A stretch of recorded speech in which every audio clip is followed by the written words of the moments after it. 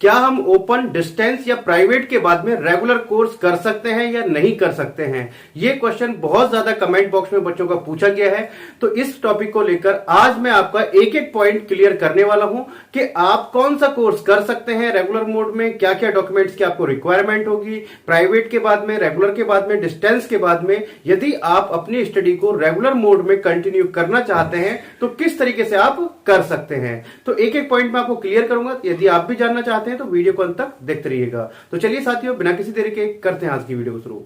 साथियों, वीडियो शुरू करने से पहले एक रिक्वेस्ट मैं आपसे करना चाहूंगा कि यदि आप इस चैनल पर नए हैं तो चैनल को सब्सक्राइब कर लीजिए और बेल आइकन को प्रेस कर लीजिएगा, क्योंकि मैं आपके लिए इसी तरीके की इंफॉर्मेशन वीडियो लाता रहता हूं। तो साथियों, बात करते हैं बहुत सारे बच्चे जो अपना जो किसी कारणवश अपना या तो कहीं फैमिली प्रॉब्लम की वजह से या मनी प्रॉब्लम की वजह से या किसी और कंडीशन में अपनी स्टडी को प्राइवेट या रेगुलर, आपका डिस्टेंस से या फिर आपका ओपन से करते हैं। उसके बाद में अपना जैसे उन्होंने ग्रेजुएशन कर लिया है, ग्रेजुएशन करने के बाद में अब वो चाहते हैं कि हम अपनी स्टडी रेगुलर मोड में करें, यानी कि हम प्रॉपर रेगुलर तरीके से हम अपनी स्टडी को करें। हम अपना पीजी जो है वो रेगुलर में करें, चाहे वो आपका एमबीए हो, एमसीए हो या फिर आपका एमएससी हो, यानी कि कोई भी कोर्स है। अब जो उन्होंने अपना ग्रेजुएशन किस मोड में किया था, डिस्टेंस में, प्राइवेट में या ओपन में, किसी भी मोड में अपना किया था, अब वो चाहते हैं अपनी स्टडी को रेगुलर मोड में करना।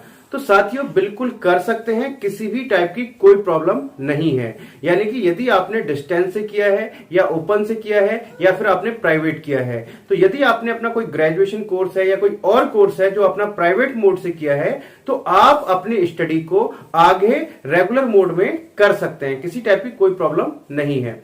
अब बच्चों के यहां पर कई सारे और भी क्वेश्चन है। बच्चों का क्वेश्चन है कि सर, यदि हम प्राइवेट से करते हैं तो हमें जो माइग्रेशन है वो हमें किस तरीके से मिलेगा?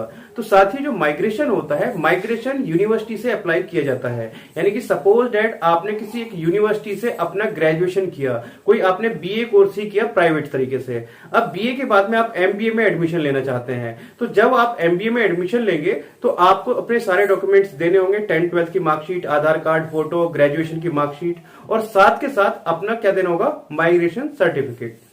तो माइग्रेशन आपको कैसे मिलेगा?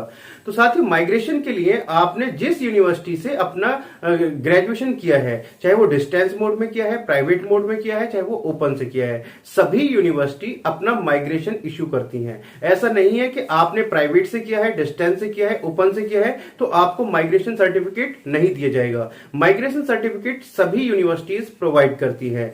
तो आपको कोई प्रॉब्लम नहीं है, आप जिस यूनिवर्सिटी से किया है आप उस यूनिवर्सिटी से अपना माइग्रेशन अप्लाई करके वहां से आपको अपना माइग्रेशन मिल जाएगा। जो आपने उससे वहां पर आपको अपना जो प्रीवियस ईयर का माइग्रेशन है वो जमा करना होता है, यानी कि चाहे वो आपने 12th के किया है तो 12th की आपको अपनी टीसी जमा करनी होगी, या आपने कुछ और कोर्स किया है तो उसकी आपको जो प्रीवियस है वो आपको जमा करके अपनी वहां से दूसरी ओरिजिनल आपको मिल जाएगी। यानी कि आपको बीए की जो माइग्रेशन है वहां से मिल जाएगी यूनिवर्सिटी से, और उसके बाद में जहां से आप एमबीए, एमसीए या जो भी कोर्स आप करना चाहते हैं वहां पर आप अपना माइग्रेशन जो उसको लगा सकते हैं। तो किसी भी टाइप की कोई प्रॉब्लम नहीं है।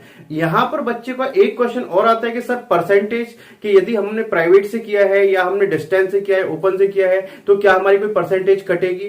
तो साथियों, ऐसा कोई रूल नहीं है कि यदि आप डिस्टेंस से करके आए हैं या रेगुलर से करके आए हैं या प्राइवेट से किया है तो उनमें डिफरेंस होगा कि आपकी परसेंटेज काटी जाएगी। ऐसा कोई रूल रेगुलेशन नहीं है। हाँ, जब हम वैकेंसीज यानी कि जॉब के लिए जाते हैं तो वहां पर कहीं ना कहीं जो आपका रेगुलर वाले कैंडिडेट को प्रेफरेंस दी जाती है, वहां पर उनको वरीयता दी जाती है क्योंकि उन्होंने रेगुलर कॉलेज अटेंड किया है, अपना प्रैक्टिस की है, ये सब सारी चीजें की है।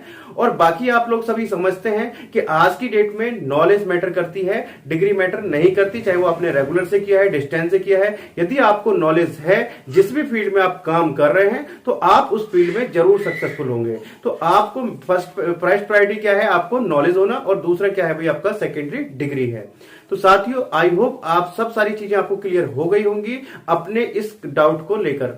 तो यदि आपका भी इस तरीके का कोई डाउट है या क्वेश्चन है तो आप मेरे से कमेंट बॉक्स में पूछ सकते हैं, और आप मेरे द्वारा दी गई जानकारी से कितना संतुष्ट हैं मुझे कमेंट करके जरूर बताइएगा। तो चलिए साथियों, मिलते हैं आपसे नेक्स्ट वीडियो में कुछ इसी तरीके की इंफॉर्मेशन के साथ। तब तक के लिए जय हिंद, जय भारत।